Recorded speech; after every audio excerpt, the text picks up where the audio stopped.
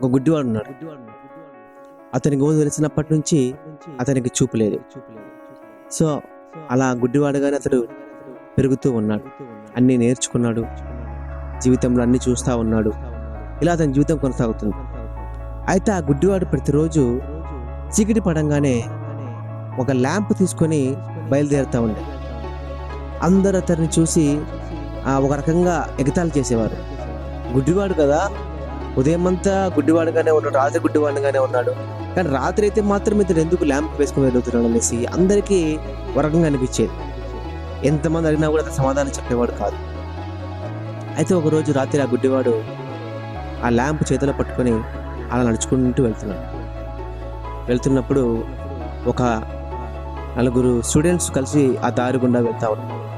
అతను అతన్ని చూసి ఏంటి విచిత్రంగా ఉందని చెప్పి దగ్గరికి వెళ్ళి అతను అడుగుతారు, సార్ మిమ్మల్ని మేము చూస్తూ ఉన్నాం చాలా రోజుల నుంచి, మీరు అన్ని పనులు బాగా చేసుకుంటా ఉన్నారు మార్నింగ్ టైంలో, కానీ నైట్ కాగానే ఎందుకు మీరు ఈ విధంగా ల్యాంప్ వేసుకొని తిరుగుతున్నారు, మాకు చెప్పండి అని చాలా బ్రతిమలాడితే అతను చెప్తాడు, నా తల్లి తండ్రి కూడా గుడ్డి వాళ్ళేనంట.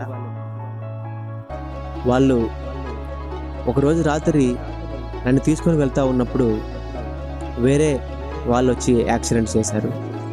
ఆ యాక్సిడెంట్లో నా చూపు కోల్పోయింది, నా అమ్మ నాన్న చనిపోయారు. ఆ రోజు నుంచి నేను కొంచెం ఎదిగిన తర్వాత ప్రతిరోజు ల్యాంప్ పట్టుకుని తిరుగుతూ ఉన్నాను. ఒక్కొక్కసారి ఎదుట వచ్చే వాళ్ళకు కూడా కనబడకపోయినా అది నాకు నష్టమే కదా అని చెప్తాను. అప్పుడు ఆ యువకులు ఆ మాట వినేసి చాలా హృదయం నొప్పించుకొని ఒక రకమైన బాధతో వెళ్ళిపోతారు. ఇది కథ. ఈ కథలో నాకు అర్థమైంది ఏంటంటే, తప్పు వాళ్ళ తల్లిదండ్రులు కాకపోయినా వాళ్ళు యాక్సిడెంట్కి గురైపోయారు. అది చూసి అబ్బాయి ఎదుగుతూ ప్రతిరోజు రాత్రి ల్యాంప్ తీసుకొని వెళ్తా ఉన్నాడు. అంటే అటుపక్క వాళ్ళు తప్పుగా ప్రవర్తించినా కూడా నష్టమే దీనికి వస్తుంది కదా. మన జీవితం కూడా అంతేనండి. ఒక్కసారి మనం చాలా నిబద్ధతగా, చాలా నిజాయితీగా, చాలా మంచిగా వెళ్తూ ఉంటాం, కానీ అవతల వ్యక్తి చేసే తప్పులు కూడా మన జీవితాన్ని చాలా ప్రమాదంలో నడతాయి. అవతల వాళ్ళు చేసినటువంటి ఇబ్బందులు కూడా మన జీవితాన్ని ప్రమాదంలో నడతాయి.